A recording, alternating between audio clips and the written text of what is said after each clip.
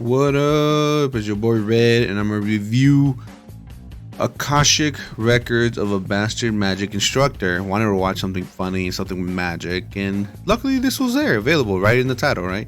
So I watched it, and it was a cool show. I mean, the beginning I thought it was gonna be focused on one guy, but it turns out it goes forward in time into when he's older and he's an instructor. Because when he was a kid, he wanted to become a mage in order to bring justice to the world, just like the mage who defeated, I guess, the demon lord. But that didn't come to pass. Now he's an instructor teaching kids how to wield magic, but not in the right way. He's kind of a lazy, lie about kind of guy who most of the time just puts self-study and the kids get mad. Now, that being said, there's reasons to all this and why he really doesn't want to be there. He was basically forced to be an instructor. Is he a good mage? Is he qualified? I mean, eventually you'll learn. Maybe, maybe he is, maybe he's not.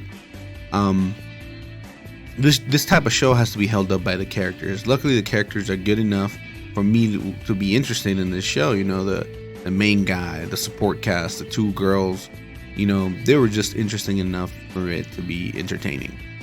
Were the jokes funny? I've seen them before done in other shows like this, so I wasn't super laughing, but it made me chuckle a couple times. Main story here is, actually, I don't even know what the main story is. There's like a couple plots going on in the show. One of them's being a princess in hiding. The second being an organization trying to get the Akashic records, which we don't know anything about yet.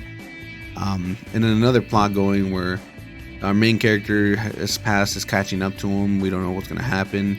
And his fate is tied to these three girls actually. There's a third one. And all this while going down in high school, right?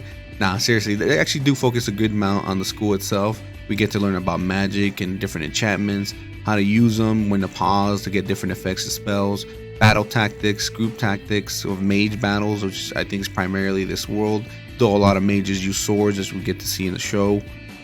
I mean, this whole world is actually introduced fairly well in the magic side of it. We don't know about the industrial side or anything normal that people, not everyone in this world has magic. These characters that we have here all have magic, but not everyone does, I'm guessing. And they're all pretty interesting characters in their own right. Some have political ties, others are military ties, and some are actually very interesting in themselves as to how big they are in this world. We don't know all that yet, but the main character you gotta focus on is the guy with the glove putting it on. I think his name was Professor Radar or something like that, Glenn Radar.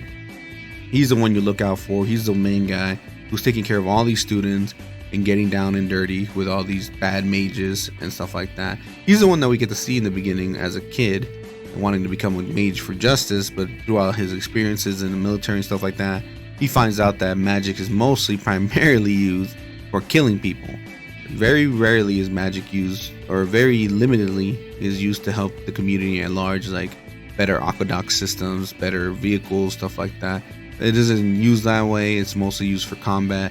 And actually, he tells that to the kids the first day in school, which is funny, right? Because the kids are there to learn magic and broaden their horizons, but primarily it's used for killing. And it's actually very evident throughout the show that that's what it's used for. They don't even explain other equipment or anything like that magic is used on or is amplified by magic. So with that being said, though, it was an interesting show the whole way around. The plots get me going. The battles were interesting enough. The school battles especially were funny. And the classmates, actually, we get a big class of classmates, but we don't catch their names here and there, but whatever. I'm gonna give this a 6 out of 10. If they would have focused more on a lot of the class instead of just 3 main classmates, it would have been a little bit cooler, a little interesting. But don't forget, I'm selling merch down below. Click the links, get some new merch for the year.